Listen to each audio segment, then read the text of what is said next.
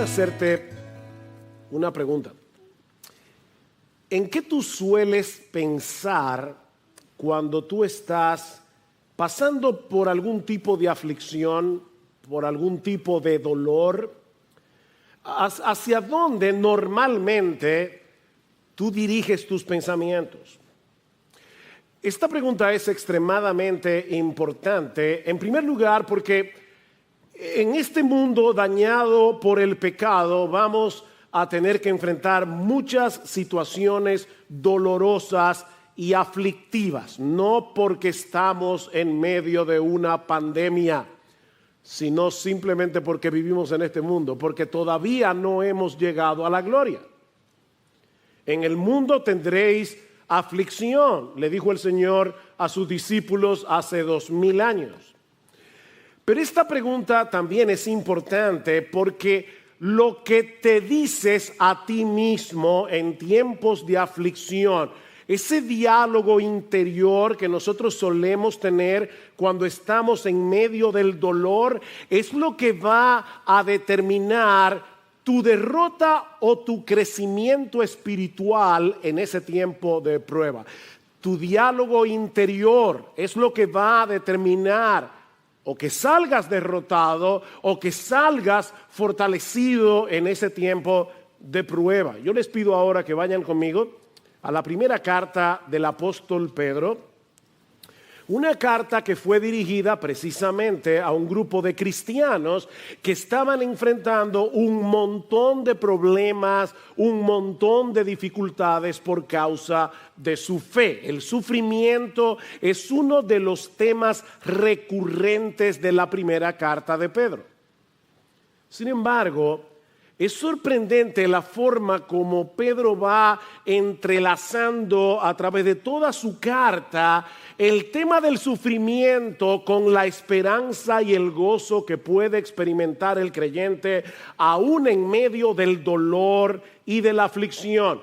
Pedro nos enseña en este pasaje que lo mejor que podemos hacer en tiempos de prueba, si somos creyentes, es considerar el enorme privilegio que nosotros tenemos de ser cristianos. Y yo les pido que lean conmigo desde el versículo 3 hasta el versículo 12, aunque en esta mañana solamente vamos a estar considerando los versículos 10 al 12 del capítulo 1, comencemos a leer desde el versículo 3. Dice el apóstol Pedro: bendito sea el Dios y Padre de nuestro Señor Jesucristo, quien según su gran misericordia nos ha hecho nacer de nuevo a una esperanza viva mediante la resurrección de Jesucristo de entre los muertos, para obtener una herencia incorruptible, inmaculada y que no se marchitará, reservada en los cielos para vosotros, que sois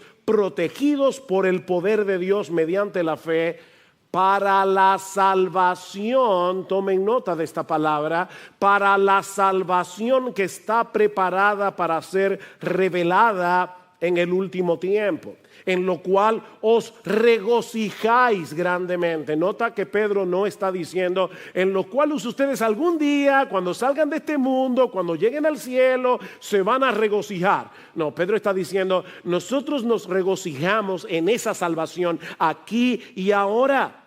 Aunque ahora, por un poco de tiempo, si es necesario, seáis afligidos en diversas pruebas, para que la prueba de vuestra fe, más preciosa que el oro que perece, aunque probado por fuego, sea hallada que resulta en alabanza, gloria y honor en la revelación de Jesucristo, a quien sin haberle visto le amáis, y a quien ahora no veis, pero creéis en él. Y noten otra vez el tiempo presente: y os regocijáis grandemente aquí ahora, con un gozo inefable y lleno de gloria, obteniendo como resultado de vuestra fe la salvación. Otra vez aquí está nuestro término: la salvación de vuestras almas.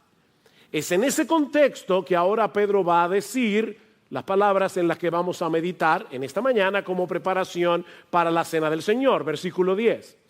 Acerca de esta salvación, Los profetas que profetizaron de la gracia que vendría a vosotros, diligentemente inquirieron e indagaron, procurando saber qué persona o tiempo indicaba el Espíritu de Cristo dentro de ellos al predecir los sufrimientos de Cristo y las glorias que seguirían. A ellos les fue revelado que no se servían a sí mismos, sino a vosotros en estas cosas que ahora os han sido anunciadas mediante los que os predicaron el Evangelio por el Espíritu Santo enviado del cielo, cosas a las cuales los ángeles anhelan mirar. Mis hermanos, lo que Pedro nos está diciendo aquí podemos resumirlo básicamente de esta manera. Si bien es cierto que de este lado de la eternidad vamos a ser afligidos con diversas pruebas, ya fuimos librados del más grande de nuestros problemas. Ya disfrutamos de una gran salvación que sobrepasa por mucho todas las dificultades, todas las tribulaciones que vamos a tener que enfrentar en este mundo dañado por el pecado. Mi hermano, si tú eres creyente, yo no sé ¿qué tú estás pasando ahora mismo? ¿Qué problema, con qué problema tú puedes estar luchando? Si tú eres creyente, ya tú tienes algo demasiado glorioso que sobrepasa por mucho cualquiera de tus problemas. Eso es lo que Pedro nos está diciendo aquí. Nosotros tenemos un enorme privilegio por causa de la obra de Cristo a nuestro favor en la cruz del Calvario. Tú y yo ya no tenemos cuentas pendientes con la justicia de Dios. Podemos morirnos tranquilos porque Cristo pagó todos nuestros pecados por medio de su sangre. Ese era el más grande de nuestros problemas. Pedro nos dice en el capítulo 2, versículo 24, que Cristo llevó nuestros pecados en su cuerpo sobre la cruz, a fin de que muramos al pecado y vivamos a la justicia. En primera de Pedro, capítulo 3, versículo 18, dice que Cristo murió por los pecados una sola vez, un solo sacrificio, el justo por los injustos, para llevarnos a Dios. Y en el capítulo 1, versículos 3 al 4 que leímos hace un momento, Pedro dice, alaba al Dios y Padre de nuestro Señor Jesucristo, quien según su gran misericordia nos ha hecho nacer de nuevo a una esperanza viva mediante la resurrección de Jesucristo de entre los muertos, para obtener una herencia incorruptible, inmaculada y que no se marchitará, reservada en los cielos para vosotros. Y yo repito, ninguna de las pruebas que nosotros tengamos que experimentar en este mundo dañado por el pecado nos pueden robar lo que ya tenemos en Cristo, esa herencia que nos espera en gloria. Somos inmensamente privilegiados. Y para probar su punto, Pedro se vale ahora de 3 argumentos sumamente impactantes. Y yo espero, es mi oración al Señor, que hoy tú salgas de este lugar sumamente animado, estimulado a seguir corriendo con paciencia la carrera que tenemos por delante. Pedro nos dice en primer lugar que los profetas del Antiguo Testamento hubieran querido entender y experimentar esa plenitud de salvación que nosotros ahora tenemos en Cristo. Dice en el versículo 10 acerca de esta salvación, los profetas del Antiguo Testamento, que profetizaron de la gracia que vendría a vosotros, una gracia del Evangelio que iba a venir a ustedes, inquirieron e indagaron, procurando saber qué persona o tiempo indicaba el Espíritu de Cristo dentro de ellos cuando ellos predecían los sufrimientos de Cristo y las glorias que vendrían tras ellos. En el Antiguo Testamento nosotros encontramos muchas profecías que anunciaban de antemano los sufrimientos de Cristo, que anunciaban de antemano las glorias de Cristo. A ellos se les concedió, dice Pedro, el privilegio de contemplar en la distancia lo que iba a suceder en el futuro con la llegada del Mesías. Y aunque ellos no tenían un claro entendimiento de todo lo que profetizaban, Pedro nos dice que hay al menos 5 cosas que los profetas del Antiguo Testamento sabían. A veces nosotros creemos que los creyentes del Antiguo Testamento sabían menos de lo que sabían. Es verdad que ellos no tenían la comprensión que tú y yo tenemos ahora, pero Pedro nos dice aquí que por lo menos había 5 cosas que los profetas del Antiguo Testamento entendían perfectamente. Primero, que Cristo iba a venir. Ellos sabían eso. Cristo iba a venir. Hubo una promesa en Génesis capítulo 3, versículo 15. Dios iba a enviar un Salvador. Ellos sabían que Cristo iba a sufrir. Pedro está diciendo aquí que ellos sabían eso. Isaías 53, Salmo 22. El Salmo 22 abre con las palabras de Cristo en la cruz del Calvario. Dios mío, ¿por qué me has desamparado? Y describe 1000 años antes de la crucifixión con lujos de detalles lo que Cristo iba a padecer en la cruz. Impresionante. Ellos sabían que Cristo habría de venir. Ellos sabían que Cristo iba a sufrir. Ellos sabían que después del sufrimiento Cristo sería glorificado. ¿Ven? Ellos profetizaron del sufrimiento y de la gloria que vendría después. Cristo sería glorificado como Rey de reyes y Señor de señores. Ellos sabían que ese era el orden de los acontecimientos. Primero la cruz, luego la gloria. Primero el sufrimiento, luego la exaltación. Y ellos sabían que las cosas que Dios les estaba revelando acerca del Mesías no era primariamente para ellos, era para ti y para mí. Ellos sabían eso. Ellos no comprendían algunos aspectos de sus profecías. Sobre todo, dice Pedro, en lo relativo al momento exacto, a las circunstancias en que esas cosas iban a suceder. Y es increíble, hermanos. Pedro nos dice que ellos escudriñaban sus propias profecías. ¿Ustedes lo leyeron ahí? Dice, procurando saber qué persona o tiempo indicaba el Espíritu de Cristo dentro de ellos al predecir los sufrimientos de Cristo y las glorias que seguirían. Ellos diligentemente inquirieron e indagaron en sus propias profecías. Me imagino a Isaías tratando de entender cómo era eso de que el siervo del Señor iba a cargar con nuestros pecados. Todos nosotros nos descarriamos como ovejas, cada cual se apartó por su camino, mas Jehová cargó en él los pecados de todos nosotros. Isaías estaba tratando de entender lo que él mismo acaba de escribir. Pero Pedro nos dice, mis hermanos, que Dios les reveló que ellos no se servían a sí mismos. ¿Vieron eso? Dice, a ellos les fue revelado que no se servían. Ellos no estaban, la palabra es diaconía, ellos no estaban haciendo esa labor diaconal de servirnos esa revelación, de servirnos esas profecías para ellos mismos. Ellos sabían que estaban ministrando para una generación futura, para ti y para mí. Ellos sabían eso.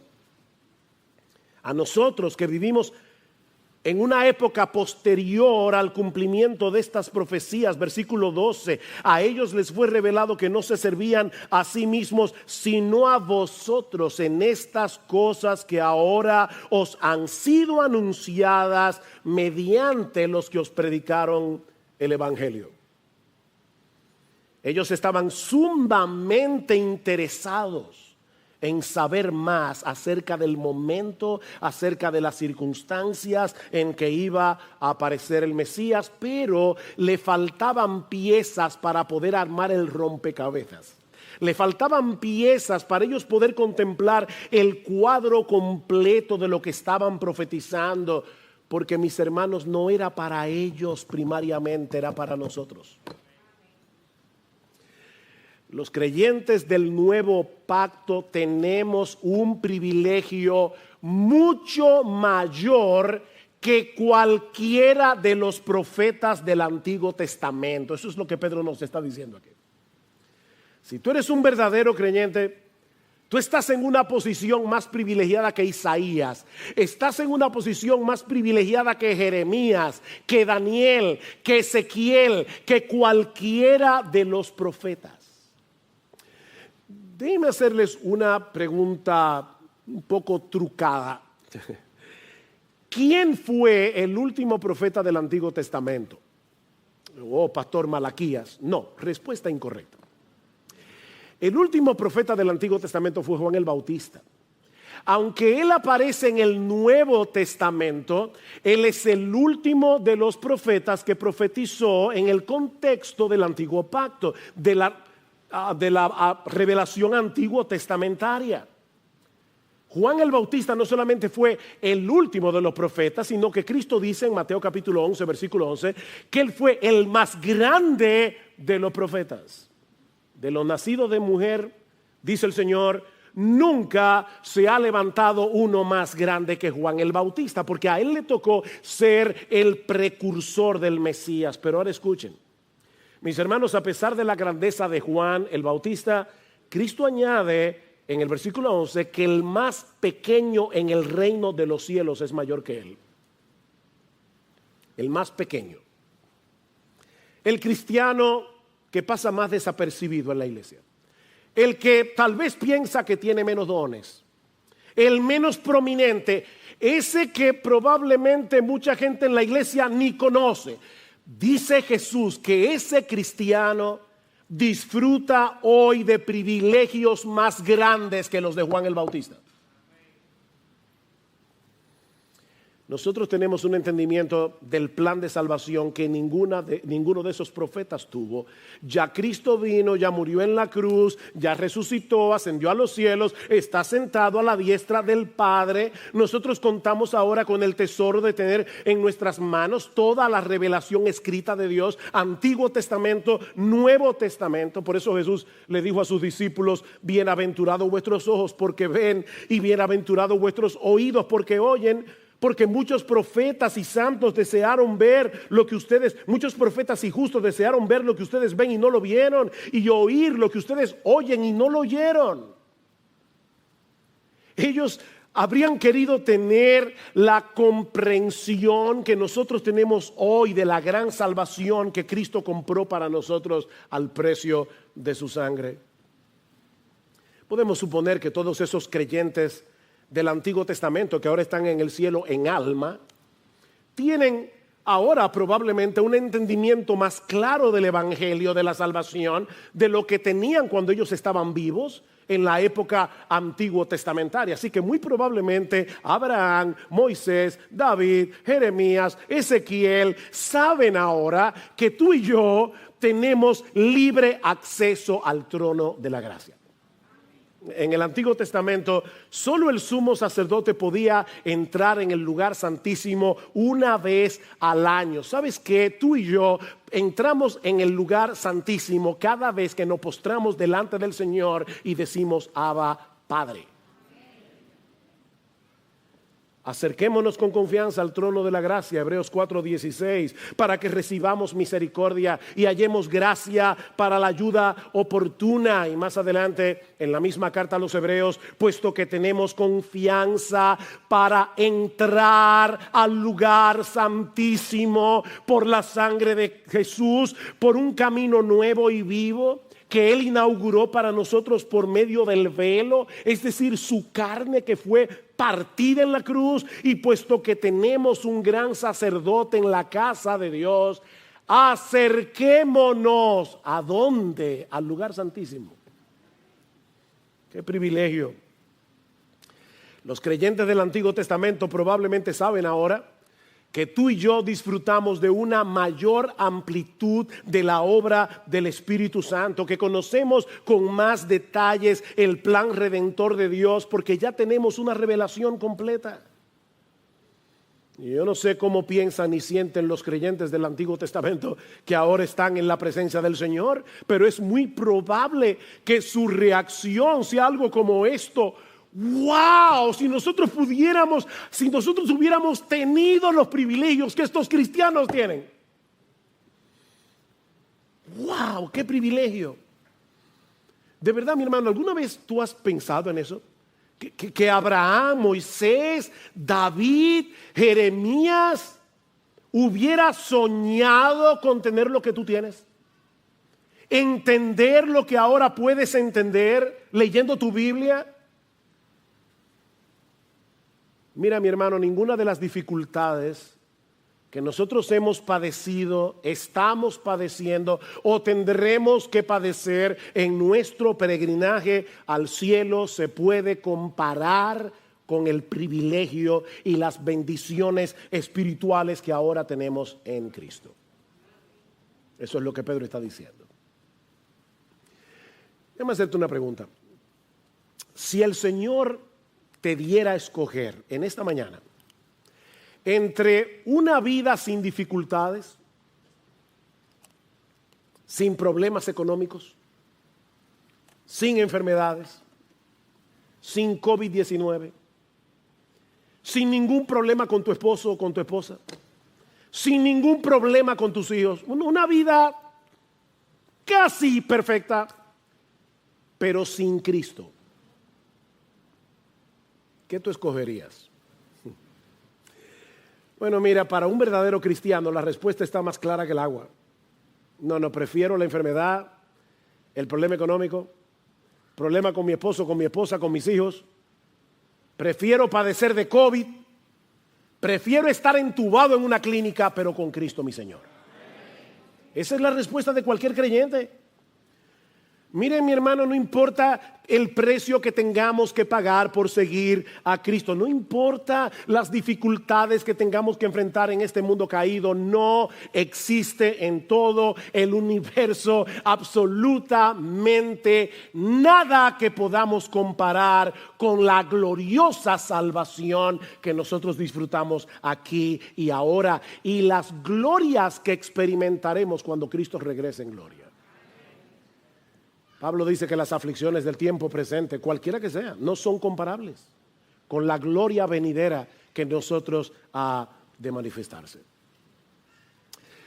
Pero Pedro nos dice también, en segundo lugar, que si hoy podemos disfrutar de esta gran salvación, de ese entendimiento, de tener a Cristo en nosotros, es porque Dios envió al Espíritu Santo que inspiró a los profetas para que nosotros hoy podamos creer en Cristo. Versículo 12. A ellos les fue revelado que no se servían a sí mismos, sino a vosotros, en estas cosas que ahora os han sido anunciadas mediante los que os predicaron el Evangelio por el Espíritu Santo enviado desde el cielo.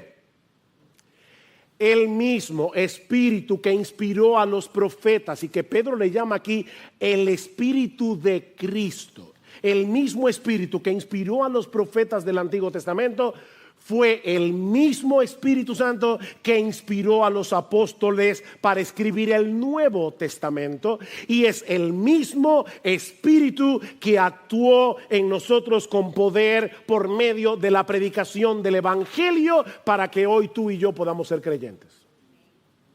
El mismo Espíritu Santo. Si el Espíritu Santo no hubiera abierto tu entendimiento a través de la predicación de la palabra de Dios, todavía estarías muerto en tus delitos y pecados. Fue por la obra del Espíritu en ti, a través de la predicación de la palabra, que hoy disfrutas el privilegio de ser cristiano. Dios envió a su Espíritu desde el cielo para que aplique la salvación de Cristo en tu corazón. No olvides eso cuando estemos participando hoy de la cena del Señor. Dios te amó de tal manera que te escogió desde antes de la fundación del mundo para que fueras suyo y de nadie más, aún sabiendo de antemano que de haber sido por ti o por mí, nunca habríamos escogido a Dios. Nunca. Éramos enemigos, nunca habríamos escogido a Dios. Estábamos muertos en nuestros delitos y pecados cuando Cristo nos dio vida. Efesios capítulo 2, versículo 1. Éramos enemigos cuando fuimos reconciliados, dice Pablo en Romanos capítulo 5, versículo 10. Y aún así Dios te amó. Aún así Dios te escogió. Desde antes de la fundación del mundo te llamó por nombre. Y 2000 años después envió su Espíritu Santo directamente a ti para que te salvara, para que abriera tu entendimiento, para que pudieras comprender el Evangelio. Dice el apóstol Pablo que Dios, que mandó que de las tinieblas resplandeciera la luz, es el que resplandeció en nuestros corazones para el conocimiento de la gloria de Dios en la faz de Jesucristo. Tal vez estabas en una iglesia, un amigo te invitó, un familiar te invitó, tal vez habías oído el Evangelio muchísimas veces y nunca habías reaccionado, y el mismo Dios que en Génesis capítulo 1 versículo 3 dijo sea la luz, envió a su Espíritu Santo. Él vino a ti y dijo sea la luz, y de repente tú viste lo que nunca antes habías visto, que eras un pecador merecedor del infierno, pero que Jesucristo murió en la cruz para pagar por nuestros pecados. Y fue así como tú viniste de la muerte a la vida. Qué gloriosa salvación. Fue el Señor que envió que alguien te predicara el Evangelio. El Señor movió a alguien que te predicara. Fue el Señor que envió su Espíritu Santo para que cambiara tu corazón de piedra en un corazón de carne, para que tú pudieras venir a Cristo en arrepentimiento y fe. Mi hermano, recuerda eso cuando estemos celebrando la cena del Señor. Pero todavía Pedro no ha terminado. Pedro le dice a estos creyentes: sí, yo sé que ustedes están sufriendo, yo sé que ustedes están en medio del fuego de la prueba, pero miren, los profetas del Antiguo Testamento hubieran querido tener el privilegio que ustedes tienen. 2, el Señor envió su Espíritu Santo para que inspirara a los apóstoles para que escribieran el Nuevo Testamento. Luego envió a alguien que te predicara, y luego usó a su mismo Espíritu para que te abriera los ojos. Pero en tercer lugar, ahora Pedro nos dice que la salvación que tú y yo tenemos ahora nunca deja de sorprender a los ángeles. La salvación que tú y yo tenemos ahora nunca deja de sorprender a los ángeles. Mira el versículo 12. A ellos les fue revelado, a los profetas, que no se servían a sí mismos, sino a vosotros en estas cosas que ahora os han sido anunciadas mediante los que os predicaron el Evangelio por el Espíritu Santo enviado del cielo. Cosas a las cuales los ángeles anhelan mirar. Hay dos palabras claves aquí: anhelan y mirar. La primera significa desear fervientemente. Pedro dice aquí: los ángeles desean fervientemente mirar algo. Y la palabra que se traduce como mirar es un verbo compuesto que significa literalmente inclinarse para ver algo con atención. Un comentarista la traduce como un impulso irresistible de ver algo que no se satisface fácilmente. Un impulso irresistible.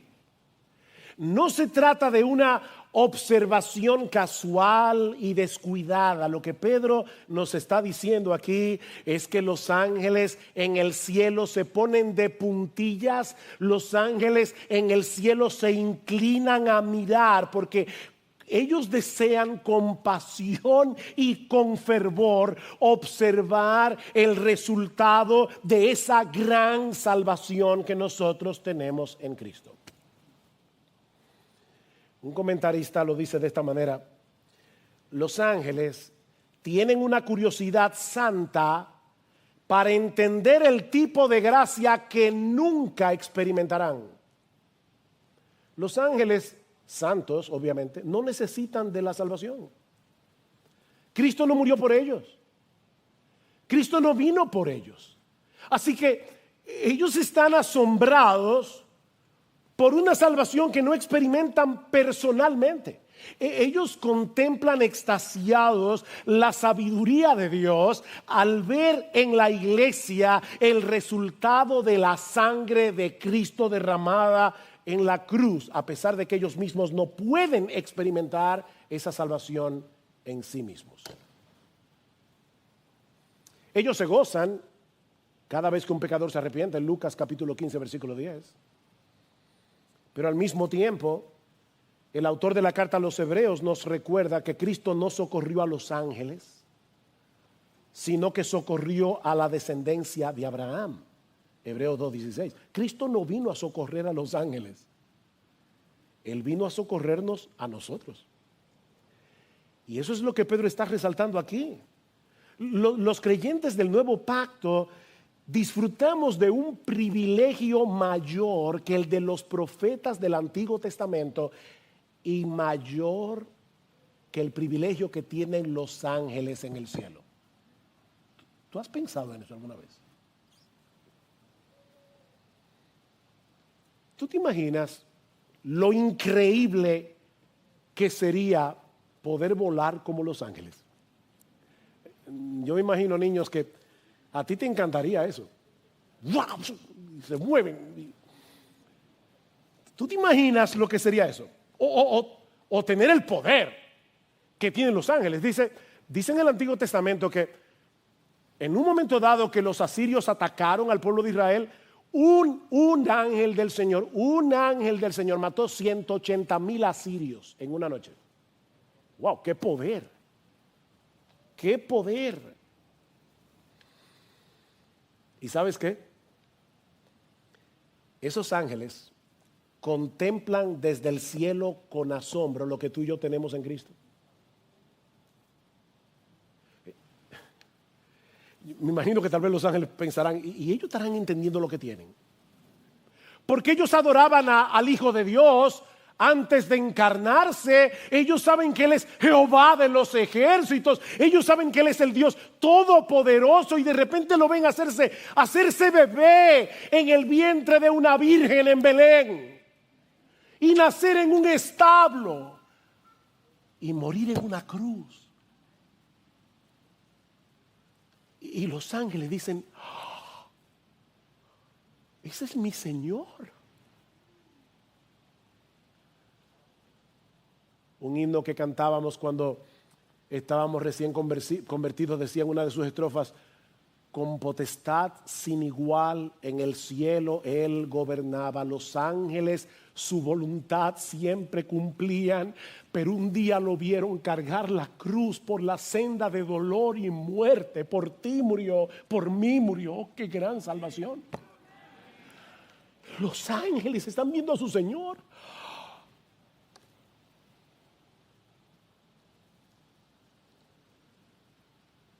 Tú tienes un privilegio más grande que Isaías, Jeremías, Abraham, Moisés. Tú tienes un privilegio más grande que los ángeles, mi hermano. Y ni hablar si nos comparamos con la gente del mundo que no conocen al Señor. Ni hablar. Por más privilegios terrenales que ellos tengan. Mira, piensa en los hombres de más influencia, de más poder, en los más ricos y famosos del planeta. Toma todo lo que ellos tienen y ponlo en una balanza, y lo que tú tienes pesa 1000 veces más. Lo que ellos tienen es basura, dice el Señor. Basura. Toda la fortuna de Bill Gates, basura. Toda la influencia y el poder de George Soros, basura, comparado con lo que tú tienes. Y ahora yo te pregunto, ahora que vamos a participar de la cena del Señor, mi hermano, ¿es esta salvación todavía preciosa para ti? Como lo fue cuando tú conociste al Señor la primera vez, ¿te acuerdas? Wow, yo recuerdo cuando yo comencé a leer la Biblia, Y decía, ¿qué es esto? Eso era sorprendente. Y entender, Cristo murió por mis pecados. Pero ¿sabes una cosa? Yo recuerdo mis primeros días de convertido y era de asombro en asombro.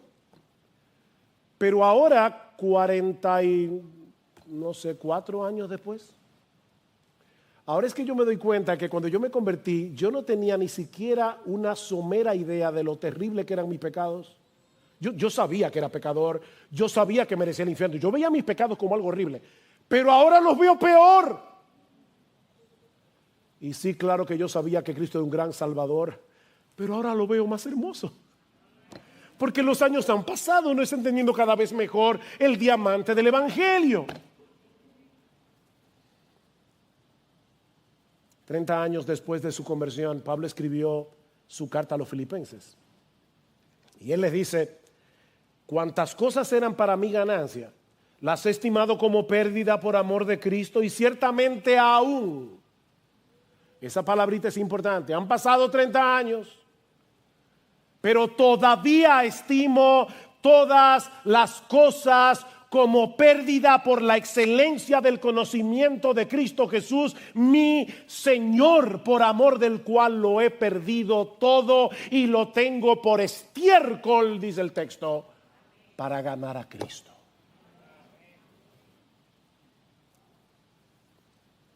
Mi hermano, ¿qué tan a menudo tú te encuentras a ti mismo dando gracias a Dios por haberte escogido desde antes de la fundación del mundo para disfrutar de esta gran salvación, sobre todo en tiempos de dolor y de aflicción? Yo me temo que a veces nosotros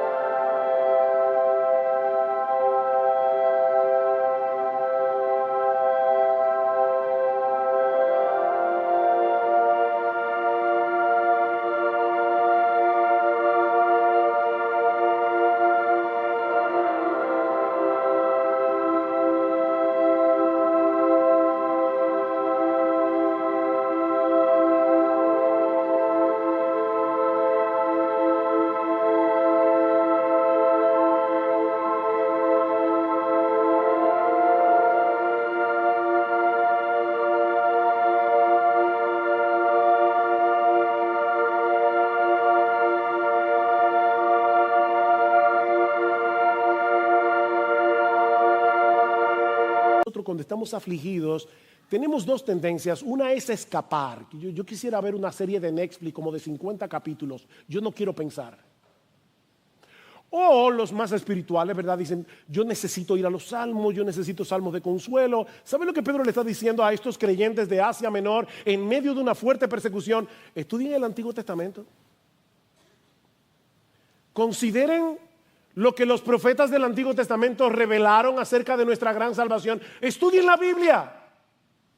Y no estoy diciendo, hermanos, por favor, no estoy diciendo que en un momento dado no podemos distraernos, no estoy diciendo mucho menos que no debamos estudiar los salmos y que no debamos leer aquellos textos que son de consuelo, el Salmo 23, wow, qué precioso, Jehová es mi pastor, nada me faltará. Lo que te estoy diciendo es, no te quedes ahí. Pedro está diciéndole a estos cristianos, Nerón los va a perseguir, muchos de ustedes van a ser crucificados por Nerón, algunos de ustedes van a servir de antorchas en su palacio. Nerón los cubría de brea y les pegaba fuego a estos mismos cristianos que recibieron esta carta. Y Pedro les dice, estudien el Antiguo Testamento, consideren la salvación. ¿Te sorprende todavía que Dios haya enviado a su Hijo a morir por ti? Que haya movido a un creyente a que te predicara el Evangelio. Que haya enviado al Espíritu Santo, a la tercera persona de la Trinidad. Por favor, ve donde fulano, donde fulana, donde sutano.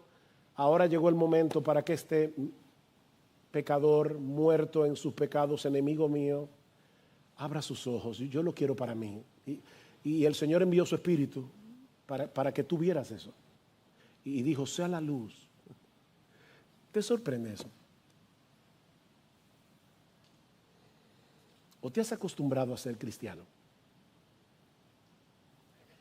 Porque si es así, mi hermano, este es un buen momento para pedirle a Dios que refresque tu entendimiento del Evangelio. Este es un buen momento para decirle, Señor, por favor, abre mis ojos, échame colirio. Yo no estoy viendo bien, Señor. Abre mis ojos, despiértame de este adormecimiento espiritual para que yo pueda apreciar la gran salvación que yo tengo en Cristo. Por favor, Señor, ayúdame. Pídele al Señor que te ayude a reaccionar. Mira, como si te acabaras de enterar ahora mismo que el Señor te escogió desde antes de la fundación del mundo. Yo no sabía eso, sí, así. El Señor dijo, yo sé que Él va a ser un enemigo mío, pero yo lo quiero para mí. Y lo escojo para mí. Como si te acabaras de enterar. Como si tú te acabaras de enterar que Cristo murió en la cruz del Calvario. Como si te acabaras de enterar que Él resucitó. Como si te acabaras de enterar que Él ascendió a los cielos. Como si te acabaras de enterar que Él está en la diestra del Padre intercediendo por ti para que no te pierdas. Como si escucharas hoy desde el cielo por primera vez que todos tus pecados fueron perdonados. Que ya no tienes cuentas pendientes en el tribunal de Dios. Que Dios te ha concedido de pura gracia el don de la vida eterna en Él. Oh, mis hermanos amados, que el Señor nos concede en esta mañana un corazón agradecido y un profundo sentido de asombro, de gratitud, de admiración, de adoración al participar de estos elementos que nos recuerdan el cuerpo de Cristo partido en la cruz, su sangre bendita, preciosa, derramada, que nos limpia de todo pecado. Eso no va a eliminar tus aflicciones, pero créeme.